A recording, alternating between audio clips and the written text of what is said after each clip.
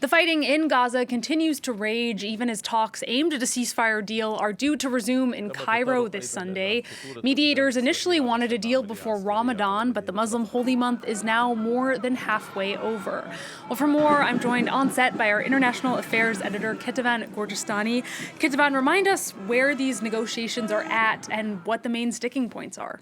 Well, so what we know about these negotiations is that it is mediated this time by Egypt in Cairo, and they're actually receiving an Israeli delegation, which Israeli media reports includes officials, but not the heads of Shin Bet and Mossad. But Hamas has not yet agreed to participate in those talks. According to some reporting, they're waiting to see what comes out of the initial talks between Egypt and Israel to see if they want to join those talks. Now, where do things stand? There are two main elements in these negotiations. One is the hostage prisoner swap. It seems that there is some sort of agreement between Israel and Hamas on the number of hostages that could be released in the first phase. 40 hostages is the number that we're hearing, and that would include women, people who are sick or wounded, and the elderly. So the sort of young men who don't have any health issues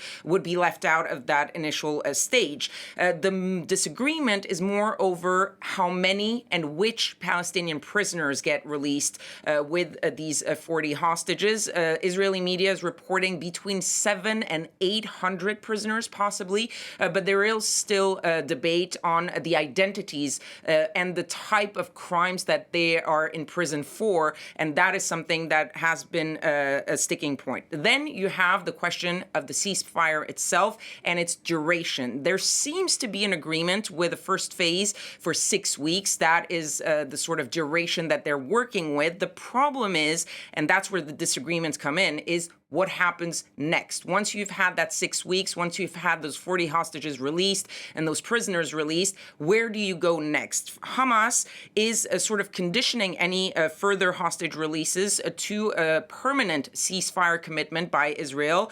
They want troop withdrawals from Gaza, and they want the population to be allowed to return to northern Gaza. That is something that is a non-starter, it seems, for the Israeli side.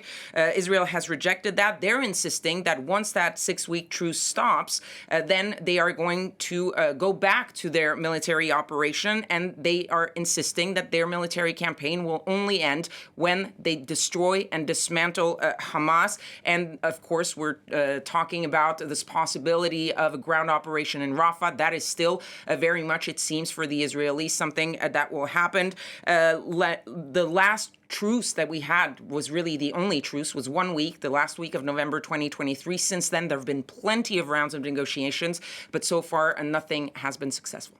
Meanwhile, Kethevane, pressure is piling up for a deal. The UN Security Council finally passed a ceasefire resolution last week. None of it, though, seems to be making a difference. Absolutely. And since that UN resolution calling for an immediate ceasefire, which was about a week ago, you've had the International Court of Justice that put out also a sort of a binding court order to ensure urgent humanitarian assistance reaches civilians in Gaza. Yesterday, you had the foreign ministers of France, Jordan, and Egypt all meeting in Cairo, and they all called also for an immediate ceasefire and a permanent ceasefire. But as you said, things on the ground haven't really changed much since that UN resolution. You still have Israeli strikes in Gaza. You still have bombings. You still have Palestinians dying there. And there is still a problem with delivering humanitarian aid. So the situation doesn't seem to have been changed by any of these resolutions, orders from the international community. And the Jordanian foreign minister yesterday during a news conference had these words. He said, international law no longer has any impact on the ground when it comes to Israel, because that is really the key issue here, is that you can have these sort of binding resolutions or decisions by courts. The problem is, how do you enforce them in a place like Gaza? And so far, the international community isn't really seeming to be finding the solution to deal with both the war side and the humanitarian aid side.